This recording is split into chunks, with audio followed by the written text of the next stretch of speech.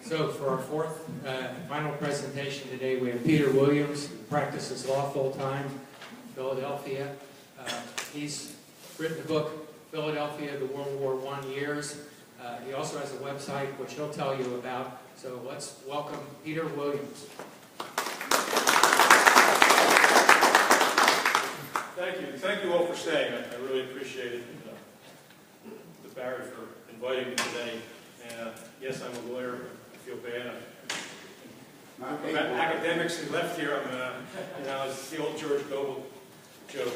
You ever feel like a pair of brown shoes and the world is a tuxedo?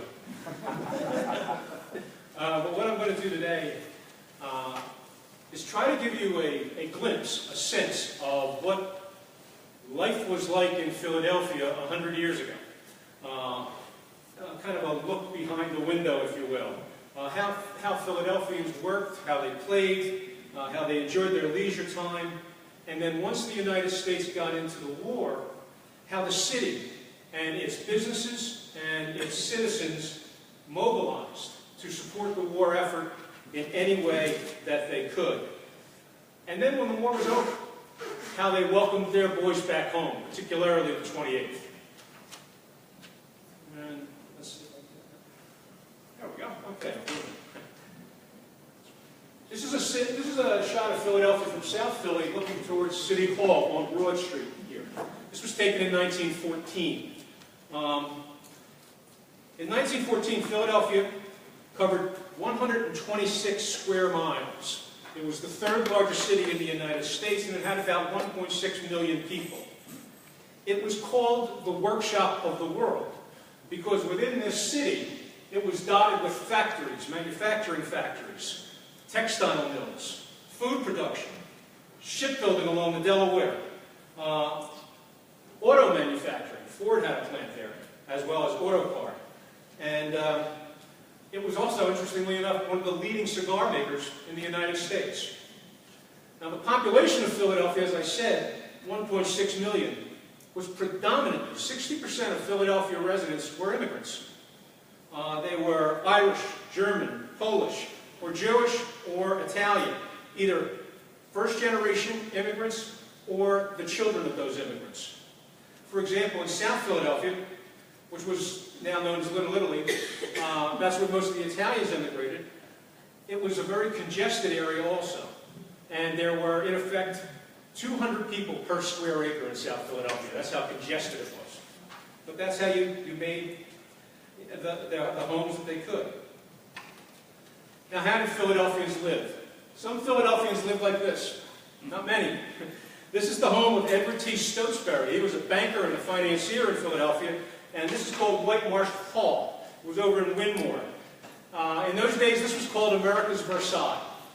And Mr. Stotesbury once confided to a newspaper that it cost $1 million a year to upkeep this palatial estate. But most Philadelphians lived like this. In 2- and 3-story row houses, miles and miles of row houses. Philadelphia did not, like New York City, build large tenements. We had the room to spread out. And Philadelphia believed that allowing people to buy homes like this and live in homes like this made them better citizens. They weren't living in these large buildings. One thing I'd like you to note on the side here, here or here, this is usually where Philadelphians of this social class went to the bathroom. These led down to a back corridor, courtyard in the back where the privies would be set up. And these are those privies. So indoor plumbing was not a thing that most Philadelphians had. Now politically, Philadelphia, as was Pennsylvania, was a Republican town. And the leader of it was this gentleman, Boyce Penrose. Mr. Penrose came from a patrician family. He was a Harvard-educated lawyer, very wealthy family, and he was also the United States Senator from Pennsylvania. But unfortunately, as in situations where you have a one-party town, you had graft and corruption. And it happens anywhere that is. In New York, it was the Democrats. In Philadelphia, it was the Republicans. But also, the Republican Party in Philadelphia wasn't exactly unified. It was fractured. Mr. Penrose ran one branch of it, and the Vare brothers, a group of brothers from South Philadelphia, and probably one of the toughest, most difficult places to grow up in Philadelphia in those days, called the Neck. They were the other faction in the Republican Party, and often they were at each other's, they were at odds with each other, and sometimes even engaged in violence. Now, during the war years, this is Thomas Smith. He was the mayor of Philadelphia. Thomas Smith has the dubious honor of being the only mayor of Philadelphia to be charged, arrested, and tried for conspiracy to commit murder. So far. It was the result of a political infight where a policeman was killed trying to break up a fight during a primary election in 1917, and it went up, and this was an actual political prosecution of Mayor Smith. He was tried and acquitted in 1919. This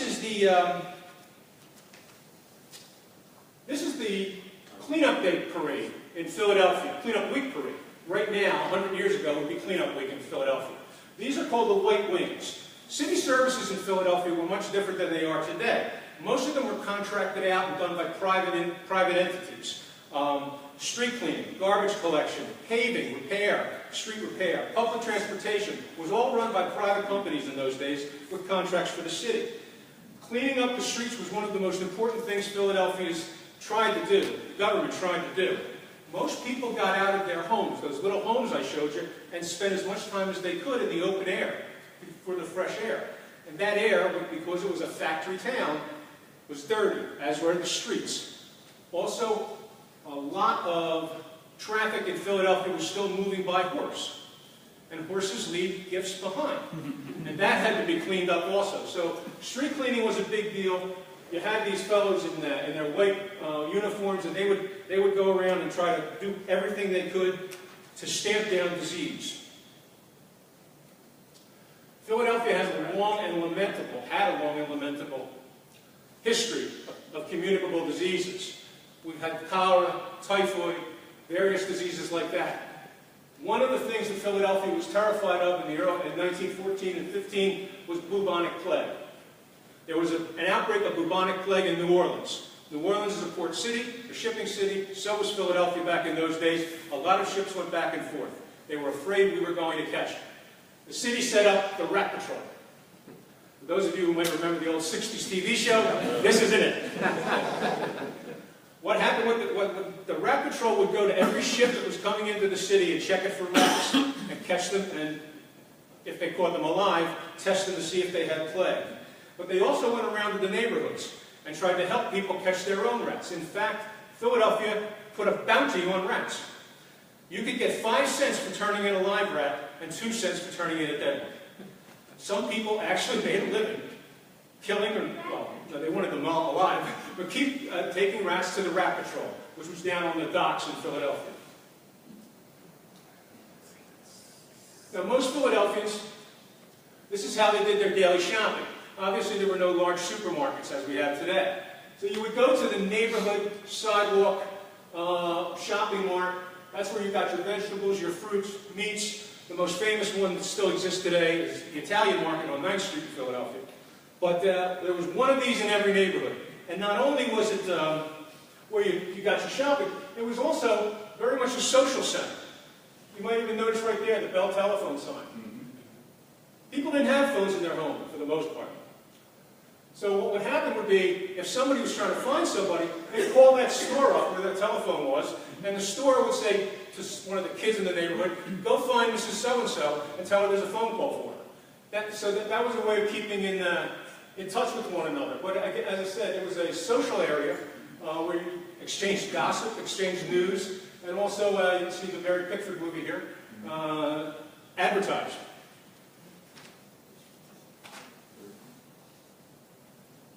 One of the things Philadelphia did take pride in was the building of parks. Now, obviously, we had Fairmount Park, which is one of the biggest inner-city municipal parks in the world. But also little parks were put in every neighborhood possible, especially in those congested neighborhoods like South Philadelphia or the river wards like Kensington and Fishtown, so that the kids mostly could have a way to get out and play in the fresh air. This is a park at 7th and Lombard, which today is a very wealthy area, but in those days it was a poor area.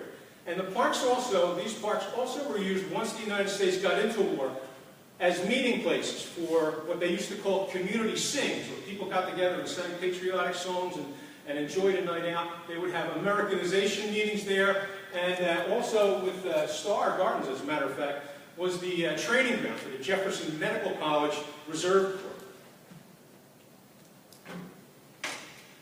And Philadelphia had a movie house, a vaudeville house, or a burlesque house in every neighborhood. This is the Jumbo Theater, named after P.T. Barnum's elephant. In fact, right here is the elephant. You notice it's 5 cents to get in. This is how working people relaxed after work. This elephant, by the way, was illuminated. You could see it in the evening. You could see it for blocks on either side. So it was a way to draw people in, and there was a nice. It was a nice way to get out of the day after a long day of work. Where is that in the city?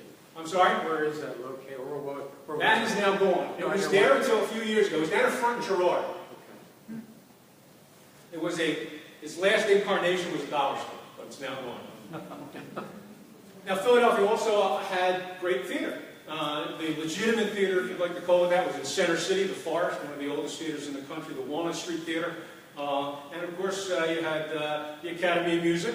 And in those days, Maestro Leopold Stokowski was the leader of the Academy.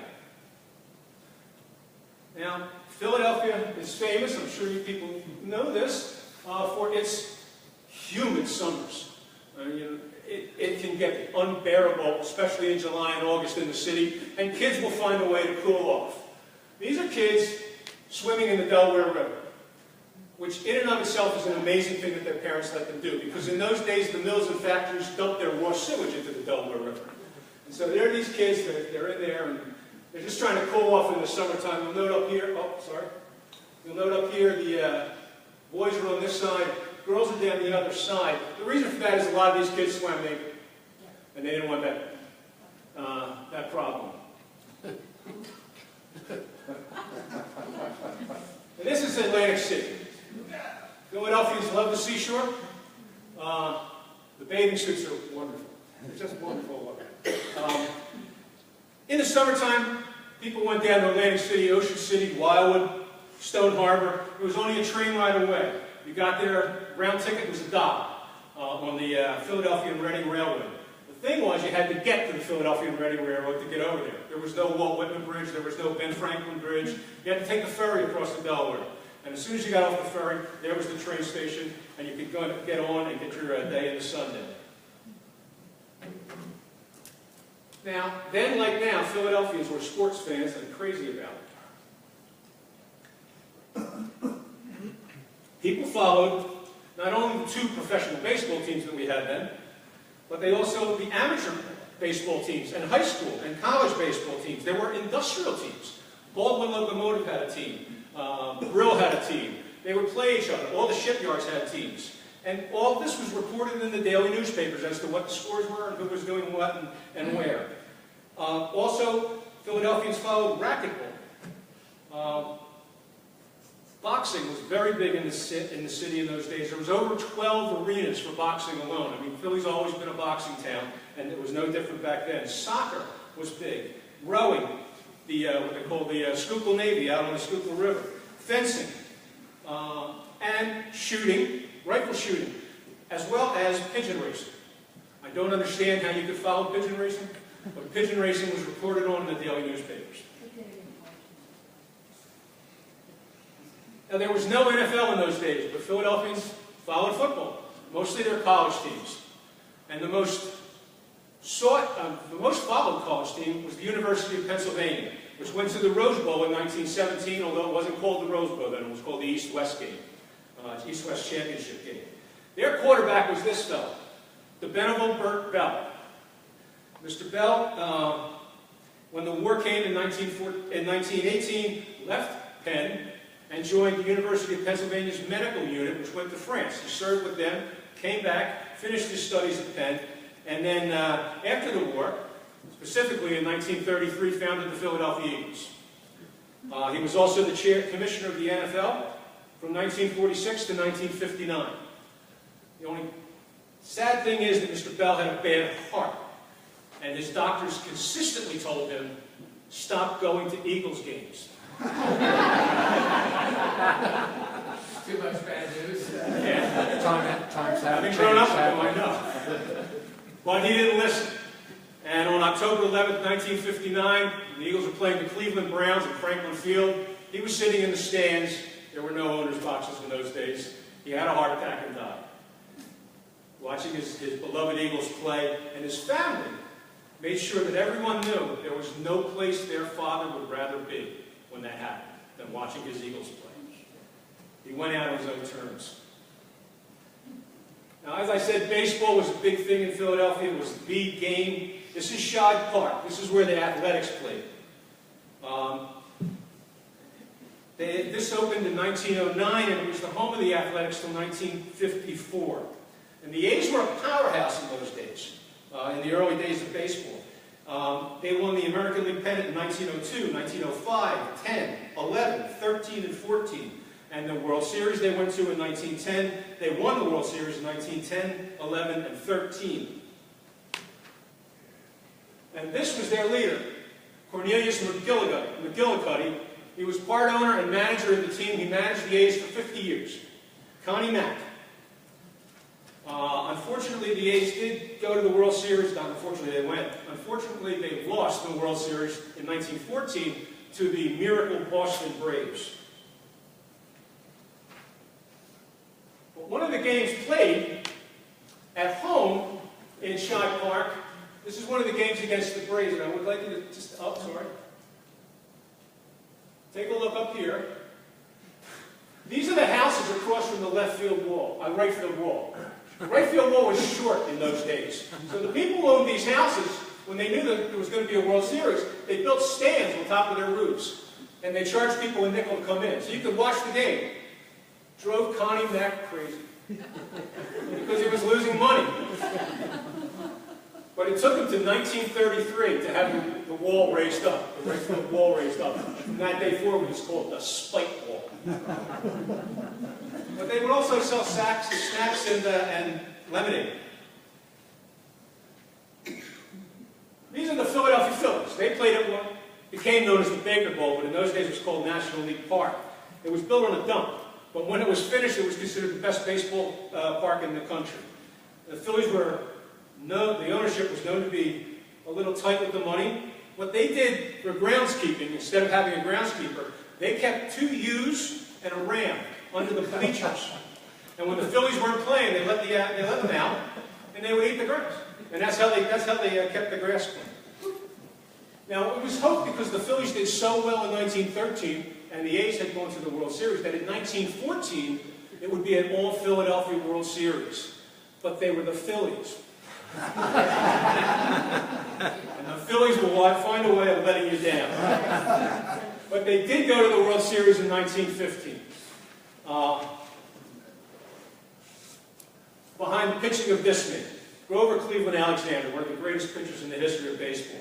In 1915 alone, he pitched 31 wins with only 10 losses.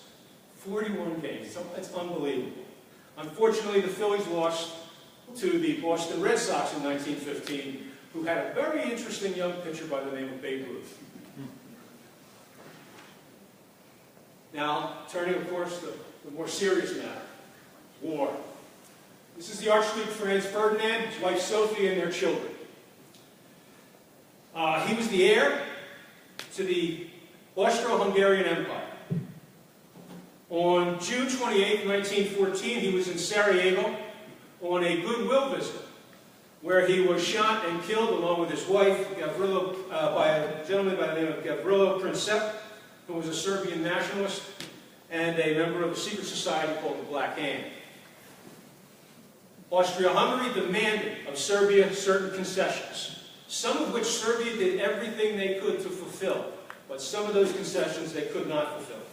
And therefore, Austria-Hungary declared war on Serbia. Europe in those days, and probably today, was a tangled web of treaties and obligations, so that when one piece fell, all the dominoes fell. In order to support Serbia, Russia came into the war. To support Austria, Germany came in. And then France came in and the rest. And once Belgium was invaded, England came in. Americans wanted no part of this. Some Americans considered this a fight, a family fight. You had three cousins. King of Britain, the Tsar of Russia, and the Kaiser of Germany were all first cousins. Americans didn't want anything to do with it. Plus, Americans had their own ethnic divisions, and they didn't want to fight for these people, as they saw it. However, they were not immune. Americans were not immune to the suffering that went on over there during the war, especially in 1914 when news of what was going on in Belgium started to reach the United States. Whether it was true or not, there were news stories almost daily of atrocities Germany was committing in Belgium. And that made Americans very upset, and they wanted to help the Belgian people. Dozens and dozens, including the Red Cross, of course, but dozens and dozens of charitable and relief organizations were set up in Philadelphia and the surrounding areas to try to assist the people of Belgium and France. Food, medicine, cash, whatever they could to send over to Europe, they would do that. And thousands and thousands of Philadelphians got involved, from the richest, like John Wanamaker and the Gimbels and the Litz and the Stotesburys, to the average worker. If he could give a few pennies, he would give a few pennies to try to help those people. Now, as the war proceeded, especially in 1915 and into 1916, Philadelphians, like all Americans, were getting increasingly concerned about their national security. The ongoing civil war in Mexico, which had been going on since 1912, was a constant threat to Americans living along the border. Those attacks by Pancho Villa across the border in Texas and New Mexico, had President Wilson decided to send John Pershing in with the American Army to try to catch Pancho Villa. Unfortunately, he wasn't successful. But that situation with Mexico, coupled with German submarine warfare, and also allegations of German sabotage in a number of munitions plants and other factories here in the United States, including Philadelphia, DuPont down in Delaware, gave Americans the idea that something might be coming, and so they wanted to prepare. These are the two gentlemen behind the American preparedness movement, Theodore Roosevelt and General Leonard Wood. And they were kind of the face of the movement to try to get Americans engaged, to get ready for what may come. And there were, each city would have a preparedness parade to get people involved in either relief organizations or something like that.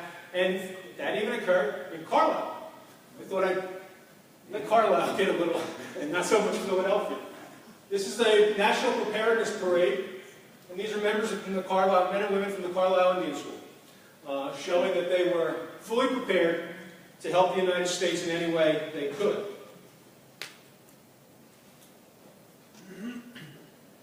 Now,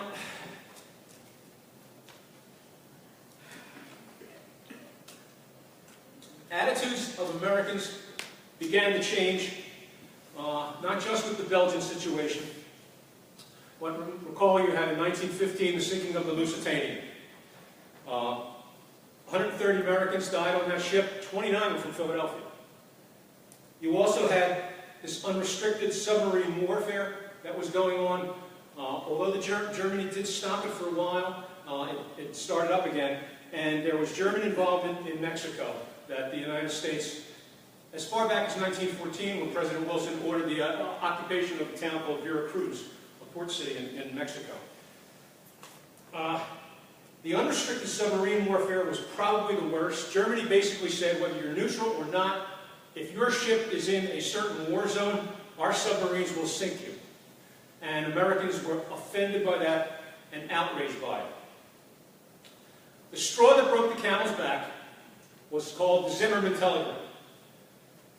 The foreign minister of Germany, Alfred Zimmermann, sent a telegram to his council in Mexico, advising him to go speak to the Mexican government and tell them that if America and Germany go to war, Mexico could invade the United States, retake its lost territories of Texas, Arizona, and New Mexico, and Germany would offer at least financial support. The British intercepted that telegram. They sent it to President Wilson, and President Wilson ruminated it over for a little bit, but then released it to the American public. He gave it to the newspapers. Overnight, American attitudes changed. And America said, that's it, it's time for war. This is a photograph of President Wilson on April 2nd, 1917. He's about to speak to a special joint session of Congress and ask for a declaration of war against Germany. President Wilson in his speech actually said, Germany's declared war on us. This unrestricted submarine warfare is a declaration of war. But he also said that Germany has, by doing this, rejected all notions of law and humanity. And that we, the United States, our motive in going to this war is not for revenge, but for the vindication of American rights. Now, Congress debated the bill until April 6th, but then they agreed, and President Wilson was granted a declaration of war, which he signed, and almost immediately, this is City Hall in Philadelphia, almost immediately Philadelphia started filling up with troops, trucks, material, war material. The city wasn't ready for it. We had nowhere to put all these troops. They were sleeping at one point on the Parkway, which had just been demolished to get ready for it to become the Parkway. They were sleeping in trucks. They didn't know what to do with them. The city made a plea to businesses in the city, and the businesses opened their doors. If they had warehouses, if they had spare floors, they put the men in those rooms, in those floors. In fact, City Hall, the 4th and 5th floor of City Hall, was turned into a barracks and a kitchen, a mess, to help with the overcrowding until they could find some place to keep the soldiers that were coming into town. With war came rationing, mostly voluntary, but some mandatory. Sugar was rationed, as was coal and wheat. Coal mostly for the industries that were going to be war production. But you had meatless Mondays and wheatless Wednesdays. And most people went along with it very well. You also had a draft, although it wasn't called a draft, it was called Selective Service. They didn't want to use the word draft or conscription. They wanted people to feel when they were called, they were selected, they were special. From the draftees in the audience. That was important. Well, this is a picture at City Hall in Philadelphia. These are young men and some with their dads, as you can see this gentleman over here, would go to City Hall, and there was a huge board set up with the numbers for the draftees that day. And so they'd write down their number and know whether or not that day they were going to go. There were 3 initial drafts covering the ages of men 21 to 30, and then the last one covered men 18 to 45. 440,000 Philadelphians registered for the draft, and at least 53,000 were inducted. I'm not quite sure. We know 20,000 joined the Navy, 4,000 joined the Marines. All told, probably 80,000 Philadelphians served in the military. Now, whether they were drafted or they enlisted, almost always, the young men from the neighborhood were given a send-off parade on the way to the train station by their families and the other people that they lived around, their neighbors. This parade has the police band, so this might be somebody who really had some connections. But you usually had a band. The reason was the family, the friends, the neighbors wanted them to know, the kids who were going, the young men who were going away, how proud they were of them and how loved they were. And so they sent these young men off with a feeling of goodwill so that they knew their families cared about them and that they would be thought of. Philadelphia also mobilized, possibly like no other city on the East Coast. Every business, large and small, mobilized for war production. Baldwin Locomotive, which had been making trains for Russia prior to the United States entering the war, started making trains for the United States, but they also were involved with an ammunition and rifle factory down in Eddystone. J.G. Brill, Stetson hats. Jacob Reed, the clothing manufacturer from Philadelphia, made millions and millions of shirts and jackets for the Army. This is the Ford Motor Company plant. They completely retooled to make to finish helmets for the Army. They still made trucks, but the trucks they made were machine gun trucks. They made 384 of them, so it's not something you're going to see driving down Broad Street. But they made 40,000 helmets a day, and by the end of the war, they had produced 207 million helmets. Famous Stetson hat. Of course, Stetson was involved in making the campaign hats for the Army. Millions and millions of hats were turned out by Stetson. And these fellows worked for Whitman Candy. Whitman, Fleer Gum, many of the candy manufacturers in Philadelphia got involved in putting candy together that would be given to the soldiers going overseas or be sent in what they called comfort kits. But one of the interesting things is they're saving over here, they're saving the shells. This guy's shelling coconuts for coconut bars. But they saved the shells. The reason they saved the shells was the shells were used as filters for gas masks. And here's where Philadelphia, being such a powerhouse of industry, came in very handy. These shells didn't have to be sent across the country or across the state. They could be sent across a couple of blocks in the city to a place called the Hero Manufacturing Company, which was a company making gas masks. So you didn't have that long travel time in the city because there were so many businesses and factories in Philadelphia. It was really just take the truck and go down the street. And you had this constant movement of goods back and forth, and that's why things got done so efficiently. Even the school kids were mobilized. This is the Philadelphia Mobilization Committee. These are boy students. The Boys Working Reserve, it was called. They were sent out, they're high school boys, they were sent out to the area farms. And in those days, Philadelphia had farms within the city limits, but also outside the city. They were sent to the farms because the men were being taken away to go fight. So somebody had to do the farm work. So the schools in Philadelphia decided that they would, the city of Philadelphia decided that the schoolboys could help out. This was the way to do it. They were also sent down to the Navy Yard to act as messengers and clerks and to do other odd jobs that were needed to be done. And young ladies were involved in it also. Most of the young ladies in the high school age were in the Red Cross. This is the auxiliary, the Girls' High School Red Cross. They joined the Red Cross or one of the other relief organizations. A lot of these young ladies not only making bandages and comfort kits to send overseas, but also preparing war gardens and tending to war gardens. Philadelphia took every fallow piece of land it could find that had dirt on it, and some that didn't have dirt on it, put dirt on it to grow crops within the city. And an example of that is this.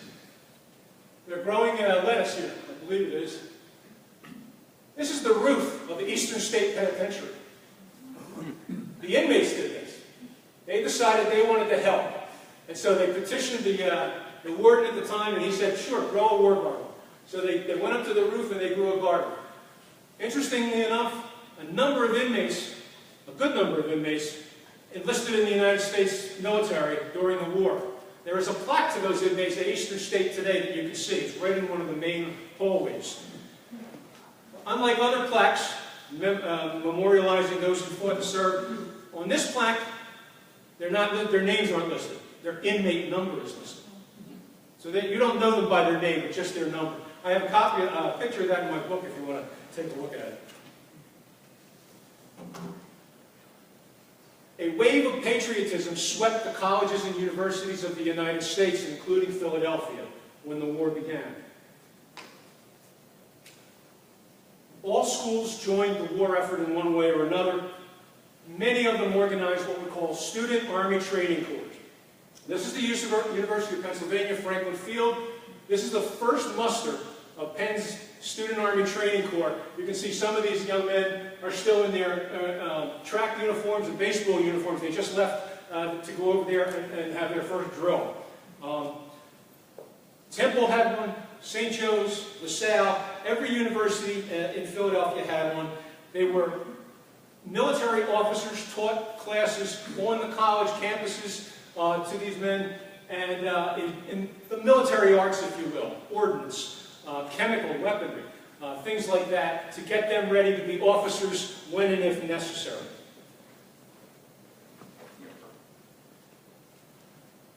And this is the Student Army Training Corps at Dickinson College.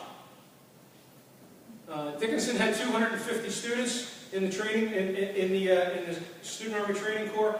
150 of Dickinson's student and alumni served in the military during the war. 125 of the law school served in the military during the war. Also, Carlisle itself was the home of Company G of the 8th Regiment of the National Guard. And the Indian School also had 450 students in their battalion. So it was across the country. Universities, colleges, schools were involved in war production and war assistance. This is the University Base Hospital, University of Pennsylvania Base Hospital 20. Philadelphia in those days, and kind of today, was considered a medical center, especially for education. And when the war came, the Philadelphia Teaching Hospitals specifically set up their own base hospitals to go overseas to take care of the wounded men. Jefferson Medical School, the University of Pennsylvania, Pennsylvania Hospital, Episcopal Hospital, Methodist Hospital. All of them did that, and they sent base hospitals over there. Somewhere in there is Burkeville. I don't know where it is. But along with the base hospital, UP, I'll just use them as an example, sent 3 ambulance units and several Red Cross units. They had to raise, just UP, had to raise $110,000. That was a lot of money in those days to get their base hospital up and ready to go. None of this was paid for by the federal government or the state. These were voluntary operations that these people did to help the troops. UP sent over 22 doctors, 65 nurses, and 153 other enlisted men to help. They reached France in May of 1918. And as I said, it was funded by private donations, and sometimes you had to make money, get those donations any way you could. Penn had Franklin Field. It was a gold mine. Penn asked the Army to come over and do a mock war, a mock battle on Franklin Field to raise money for their base hospital. And they did. There was a cavalry charge, there was bayonet charges, and they were shooting off these cannons on Franklin Field. For people to come in, I don't know what it cost, but you came in, you sat in the stands, and you watched the little battle going on. But there was one way to raise money.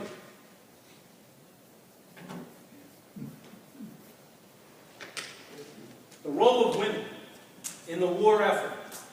It's almost impossible to overestimate what women did in order to win the war. They were in charitable organizations, relief organizations. They produced comfort kits. They knitted clothing, bandages. Remember, women didn't have the vote in 1914. I don't have to tell that to the ladies here. Didn't have the vote in 1914. And in many places, both men and women opposed them getting that vote.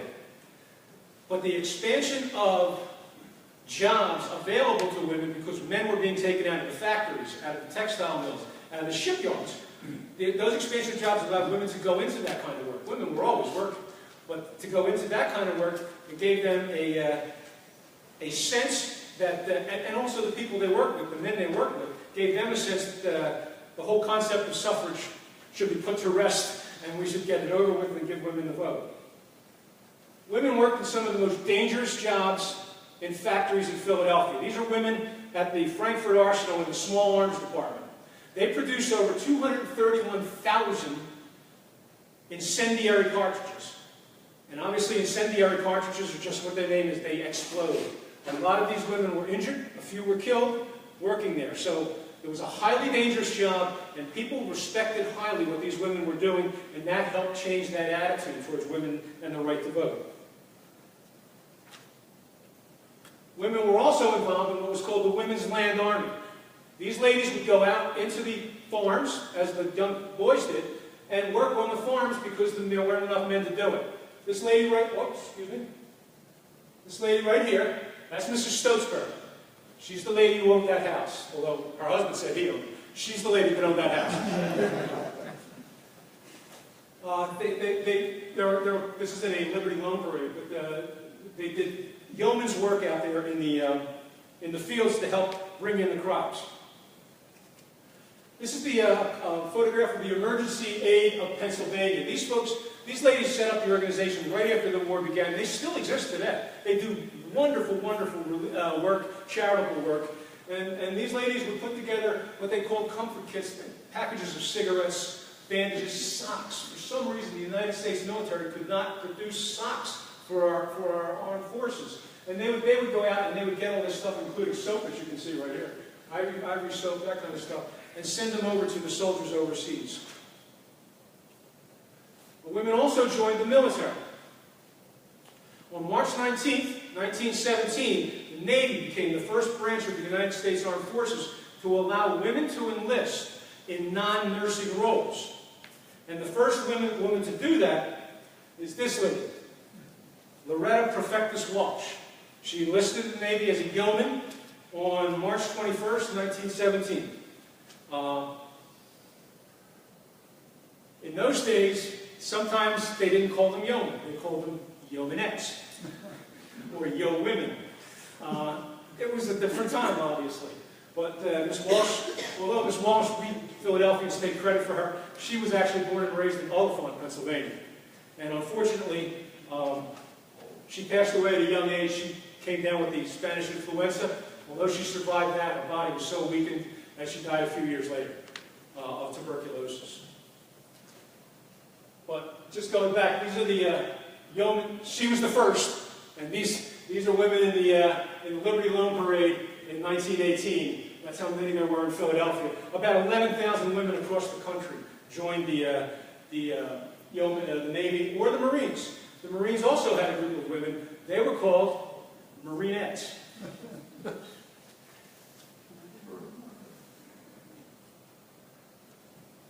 Delaware waterfront. In those days, the Delaware waterfront was called the Clyde of America, referencing that great river in Scotland where shipbuilding takes place. From Bristol down to Wilmington, New Jersey, there were a dozen or more shipbuilding yards along the Delaware. Cramps in Philadelphia. New York's shipbuilding was over in Camden. Sun, it was in Camden. Sun in Chester. And then and Bethlehem Steel had a plant down in Chester also. And then there was this. This is Hog Island on the day construction started. Hog Island was 1,000 acres of desolate marshland on the Delaware, just south of the Philadelphia Navy Yard. It got its name because you kept hogs there. That's also where the hoagie comes from. Yeah. But they raised pigs there. Within 6 months, Hog Island was operational. 50 shipways were built on Hog Island when it was finally completed. But within 6 months, it was operational. They built shipways. They had to lay 82 miles of track to get things in and out of Hog Island. It was a massive undertaking. It was a credit to American ingenuity and engineering to be able to do this in such a short amount of time. Hog Island was called by Europeans the awe of America's allies and the terror of her enemies, because they couldn't believe we could do that in such a short amount of time. There were living quarters on Hog Island. There was a hotel for visiting people. There were infirmaries, 24 hours, open 24 hours. There was a post office because people came from out of the city to work there. It had its own newspaper. It had restaurants and canteens. It was a true engineering marvel. At its peak, Hog Island employed 35,000 men. And women. Women worked at Hog Island. $3.85 for a 10-hour day at Hog Island. That was big money back then. Believe me. And a 10-hour day was normal. Anywhere in those days. They didn't have, the 8-hour day didn't quite catch on yet. These are young gentlemen from the Carlisle Indian School who were too young to be drafted. They went to Hog Island and signed up. And because of the training they got at Carlisle, they were immediately hired. So they were there working at Hog Island and doing what they could to benefit the country, even though they couldn't get into service at that point. This is a picture of the Philadelphia Navy Yard just after the war. I just wanted to show it to you to give you a sense of the size of the Philadelphia Navy Yard. It opened in 1871. It's at the confluence of the Delaware River and the Schuylkill River, down at that little area close to where the neck was, down that little area in South Philadelphia. It covered 600 acres, and it was built on land that used to grow. In those days, they grazed cattle over there. Over 12,000 civilians worked there, along with the Navy and the Marines. During the war, the primary mission of the Navy Yard was repair. They didn't build ships during the war. They repaired ships that were damaged in combat or damaged just on the high seas. Also at the Navy Yard were the United States Marines. This is Marines training just after we got in the war with this tank. We didn't have any tanks, but just so happened that the British military mission was in the United States and was going to visit Philadelphia. So the Marines said to the British, "Can we borrow a tank?" And the British said, "Sure." And they gave us the tank, and they drove it. And so the Marines got to train with a tank for tank war over there. One of the things I find fascinating about this photograph is what's going on up here. This is the level of security. They're just civilians who went to see the Marines train. And no security whatsoever. You could take a box lunch, sit down, watch the Marines train.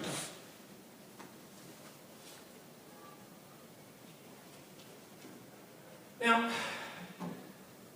as you all know, on the 11th hour of the 11th day of the 11th month, the guns went silent in 1918. America had been in the war for 19 months and 5 days. She lost 116,516 men killed or dead from disease or accident, and over 204,000 were wounded, with 3,300 missing. As soon as the news broke, Philadelphia, as was every city, were in the streets. Philadelphians were in the streets. City Hall is over here. This is Broad Street. As far as the eye can see, Philadelphians out celebrating that the war was over.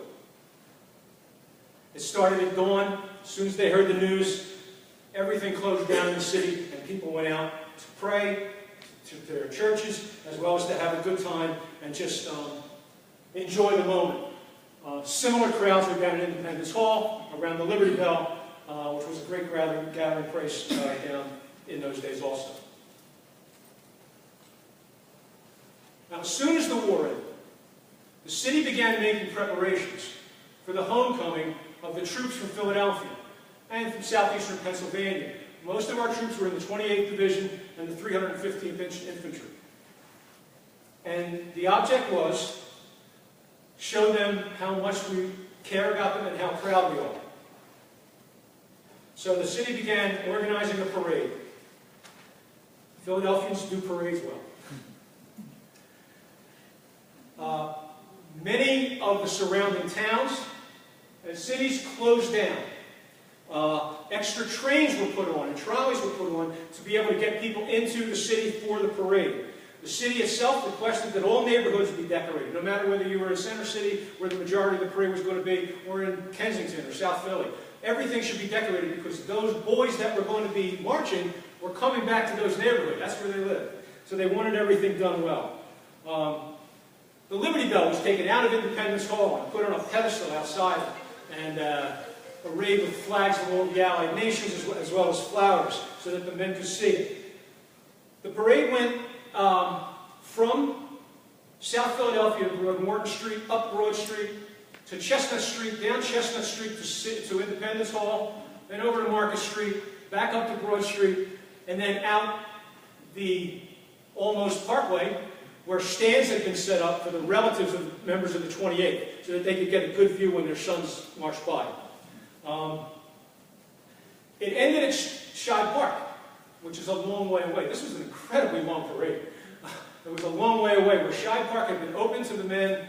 All food, drink, cigarettes, cigars, and the first aid station to care for their feet mostly was set up at Shive Park through donations by Mr. Shive and the other more wealthy people in Philadelphia. This is just another shot on Broad Street. You can see the crowds are 8 or 10 deep. It's amazing how many people are out. 2 million people, they estimate, were on the streets for this parade. It took place, by the way, on May 14th, 1919. Now, this is one of those photographs that gets me every time. As the 28th turned down Chestnut Street to head towards the Liberty Bell, they would see these fellows. These are Civil War veterans. They petitioned the city to allow them to act as an honor guard for the members of the 28th as they came down Chestnut Street. I mean, they look great. They have their medals on in their Sunday best, doing the best they can to pay honor to those boys coming home. The interesting thing is when you read the accounts of it, the men of the 28th didn't know this was happening. So when they came down, a lot of them started to cry. Because here were the heroes of Gettysburg and Antietam and Civil War battles that they grew up hearing about, honoring them. And a lot of those young men just started, tears came out of their eyes because of that. And here's the 28th, going past the Liberty Bell over here, the flags of all nations, and the flowers and such, and then they would head back up and end up at Shive Park. Now these are members of the 315th Infantry Regiment, which was part of the 79th Division. These guys were actually known as Philadelphia's own, because it was overwhelmingly Philadelphia men involved in it.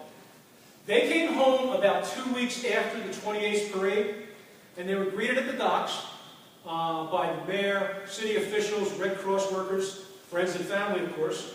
And the city said, "We'll give you a parade too. Would you like one?" Now, we don't know whether they heard about how long the 28th parade was. But also, it was a brutal heat wave going on in the city at that time. And the commander of the 315th let his men vote. And the men just said, you know, we'd just rather go home. So there was no 315 parade. They came in on the, this is more members of the 315th, they came in on a ship called the Dakota and the Santa Rosa. The Santa Rosa was actually built in Philadelphia at Cramp Shipyard. So it was kind of fitting that they came home on a Philadelphia ship. But they're happy to be home. God bless them. Throughout the city of Philadelphia, there are monuments to the First World War. It's amazing how many I found when I did a chapter in my book just about the monuments that were there. They're amazing. This one is right outside the entrance to LaSalle University's campus in a place called Worcester Woods. And it was a monument raised by the War Mothers Memorial Committee. It's at 1220th and Belfield. And it's a bronze statue depicting a mom. One of her sons is a soldier, Army, and one is a Navy man.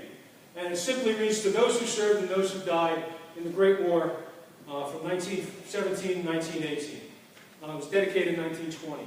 But there are those kinds of plaques, as I mentioned, the one in Eastern State Penitentiary.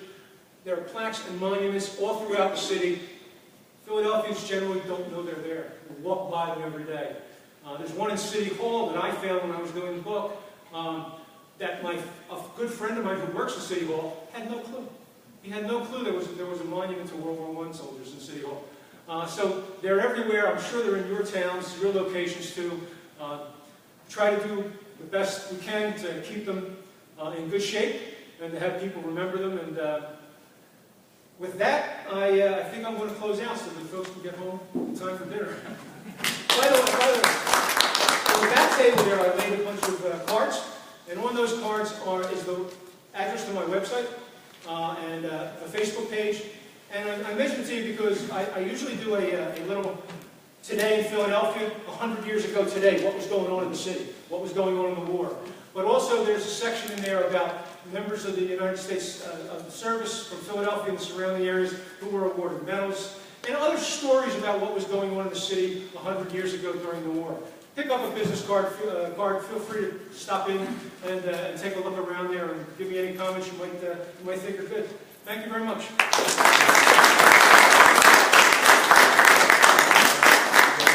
We're critical on time. If we have any questions or comments, now's the time. We're only 7 minutes late from our schedule. Pete, do you have a minute? Sure, yeah. Tell us about, I think Philadelphia was heavily impacted by the Spanish flu during the war. You mentioned the young lady there had gotten it. Tell us a little bit about that. Well, I don't want to because that's my next book. Oh, okay. There is a book. Well, there's a book out on the flu, but... The Spanish influenza, Philadelphia was without a doubt the most devastated city in North America by the Spanish influenza. In one 4-week period, 15,000 people died. And there were 2 waves to it that hit Philly. Hit it kind of in March, and then came back with a vengeance, late August, early September. And then, amazingly, this is first week of November, it was gone. 17 or 18? 18, I'm sorry, 18. First week of November, it was dissipated. Just was gone.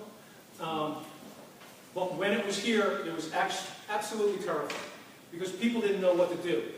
One of the main problems was 75% of the medical staff of Philadelphia's hospitals, doctors, nurses, clinicians, were over in Europe because they had all joined those base hospitals. So there wasn't enough medical personnel in Philadelphia to even keep up with it. The city basically shut down for 4 weeks. Bodies piled up, and not just the morgue. The morgue couldn't care for them. They had to find warehouses to put bodies in. It was almost medieval. There was a point in time where in one area of the city was a Catholic priest, and another area of the city was a Protestant minister who was going around with a wagon actually saying, "Bring out your dead." I mean, that's how bad it was. People were leaving bodies on the sidewalk, the corner of the sidewalk, because they couldn't leave them in the house anymore. Moms and dads wouldn't go visit their kids, their married kids, because they were afraid they would catch it. I mean, the city truly shut down. No one will ever know how many people in Philadelphia died from the Spanish influenza because there were no people to keep the records. Nobody would go to work. They would stay hunkered down in their homes. So we'll never get a figure as to how many people actually died. But within that 4-week period, you had between 15 and 16,000, which is an incredible number of people that died. The newspapers from those days, 7, 8 pages, just of death notices. It was unbelievable. My paternal grandmother lost her first 2 children, too. So, you know, it's hard to describe how bad it was. They've never figured out what it came from. They think it was part of the avian flu strain that we have now, you know, you see every once in a while. But to this day, they don't know where that came from. And that was part of the reason, back in the Ford administration, that they had the inoculation project. They were going to inoculate all Americans with the swine flu, because of the swine flu scare. Because they didn't want the plague, the Spanish pandemic to come back. Worldwide, at least 50 million people died of the flu. More than died in the war. And nobody's really sure about that figure because nobody counted India. How many people died in India? There was no way to count it. So it was terrible in Philadelphia. It was terrible in all the surrounding areas. And it just came and went. They think the September, the real wave in September started during a Liberty Loan parade. They had 6 sailors down at the Navy Yard. And they were going to do a Liberty Loan parade, and they were going to send the sailors as part of the parade. They weren't sure the sailors had the flu, but they were sick. Well, they sent the sailors out, and the sailors did the parade. There were 300,000 people on the streets of Philadelphia for this parade. September 1918, September 20th, 21st, somewhere around there. One sneeze, when you're packed in that far together, that close together, spreads it. So it was kind of right after that parade that it really took off. And it was unbelievable. It was unbelievably scary time to be living in the city. When the wagons would pick up the corpses off the street, were any special precautions taken with the corpses? I don't even know what to do with them. They would take them out. I'll give you an example. They would take them out from the Catholic neighborhoods. They would take them out to Holy Cross Cemetery in Yale. I think it's Yale, yeah. but there was nobody there to dig the graves. The grave diggers wouldn't come to work because they were afraid you could catch it from the dead body. You can't. Now, they know that much. You can't, but they didn't know that. So there were no grave diggers there, so the bodies just kept piling up at Holy Cross. Eventually, because it was a Catholic cemetery, somebody went to the bishop and said, "Can we get some help with this? You know, the bodies are just..." And they asked the seminarians at St. Charles Borromeo Seminary in Philadelphia to come. They wanted 20 men to come help them. There were 200 seminarians at school at the time. All 200 signed up and went out to Holy Cross and started digging graves and burying these bodies. I mean, they felt that was their Christian duty. It was done in many places around the city, but the one I know right off the top of my head. But there was no special precautions taken. They didn't have refrigerators. There was no refrigerator, so even the warehouses that they used as temporary morgues, they just put the bodies in there. And the stench was overwhelming. Overwhelming. There were entire neighborhoods you didn't go into because you couldn't take the smell. There were nuns who went to some of the poorer neighborhoods, door to door, seeing if they could do anything to help the people inside. And there's a story where one nun wrote back to her Mother Superior, said, "I walked in, and the father was sitting in the chair, the mother was in the bed with a baby in her arms. The mother and the baby were dead. The father was too sick to carry them out the door." That had been going on for 3 days. And it was, nobody would help anybody because they were terrified of getting the disease. But those nuns didn't. They went and helped them. It was a terrible time. It won't be an uplifting book. It won't be a comedy. I'm sorry. What was the fate of the prisoners who were released to serve in the war? They didn't have to go back. They said, only one died. And because there's one number, at the very bottom, there's one number with a star next to it. So only one was killed. But once they served, they were free.